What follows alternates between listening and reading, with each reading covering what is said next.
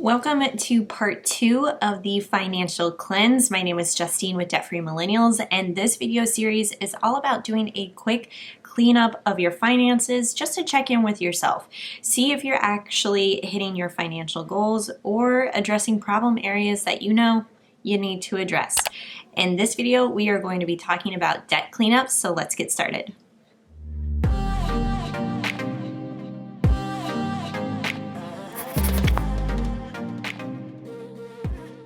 All right, so for debt cleanup, if you have been ignoring your debt, or maybe you are just so head down focused with your debt-free journey that you really haven't taken a breath to look up and see exactly where you're at, then this is what we're going to be covering in this video. So what I want you to do is either take out a sheet of paper or a spreadsheet. I am obsessed with Google Sheets, and so I will put together just kind of a quick breakdown of where I'm at.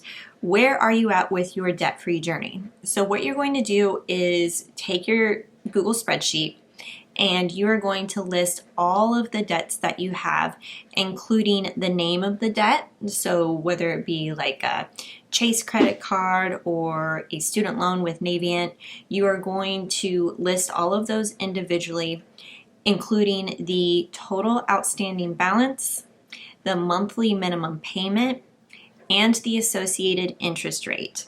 Now, if you aren't following a particular method to paying off your debt, I highly suggest that you watch my debt avalanche versus debt snowball method video. That way you can get an idea of how you can DIY your debt-free journey.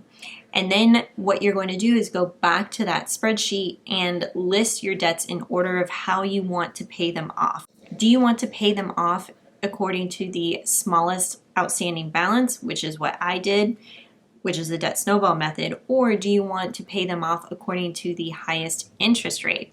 There's no right or wrong answer here, but you have to pick the one that is going to feel the most motivating to you, that's going to give you those quick wins so that you can get out of your debt-free journey as quickly as possible. Now, if you're unsure of all of your debts that you might have, I highly suggest heading over to annualcreditreport.com. There you can download a free credit report that lists all of your debts, all of those different accounts that might be open and that have an outstanding balance associated with it. Now, on annualcreditreport.com, this website is actually recognized by the government. You can get credit reports from the big 3 credit bureaus, including Experian, Equifax, and TransUnion. And now, during the pandemic, you actually can download these reports on a weekly basis for free.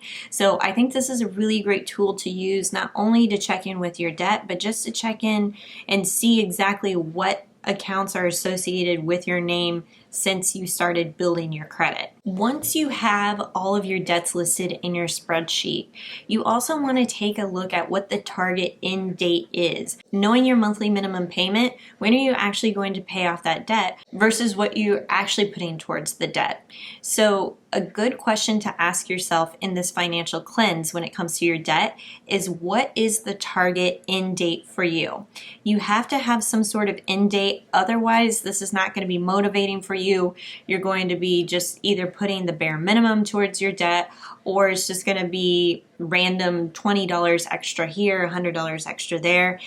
If you have a goal end date in mind, that's going to motivate you to say, hey, if I want to pay off this debt in 2 years, then I know that I have to make an extra $500 per month towards this debt in order to pay it off. That's just an example. You're going to have to take a look at your individual accounts and see what's feasible for you. And this is where the fun part comes into play, where you can start trimming different areas of your budget so that you can attack that debt vigorously.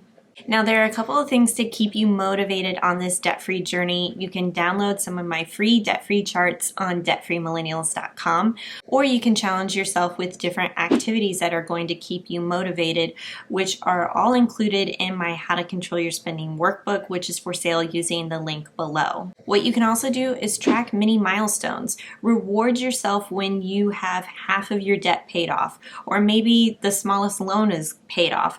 Then you can treat yourself with a mini reward, like going out to a really nice dinner, or like my husband probably would buy himself a really nice bottle of tequila, anything like that where it's typically not your norm, but you can reward yourself. So I would go get like a manicure or a pedicure if I paid off one of my student loans early, and it was a good treat to say, hey, like I'm still in this game, but I'm still having fun while I'm doing it.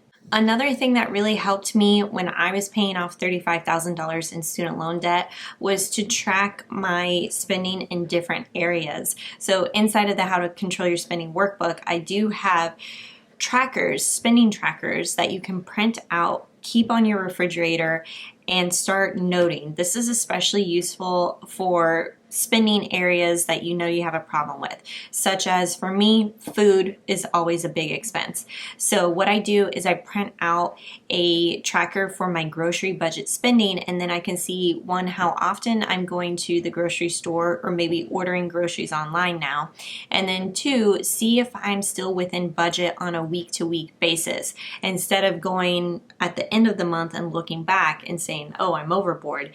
This is a great way to have that goal and those spending habits right in front of your face so that you can't ignore them.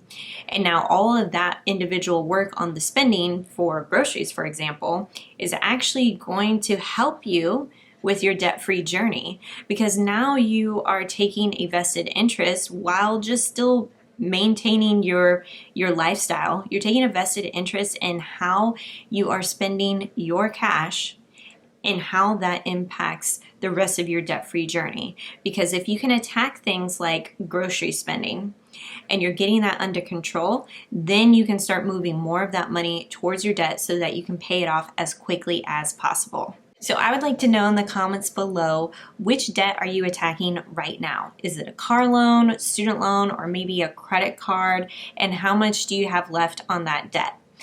The important thing is, no matter which debt you are really prioritizing right now, is that you have a realistic picture of all of your debts laid out in one spreadsheet or one piece of paper, one Word document, that you know exactly what the game plan is and you're not just ignoring your debt.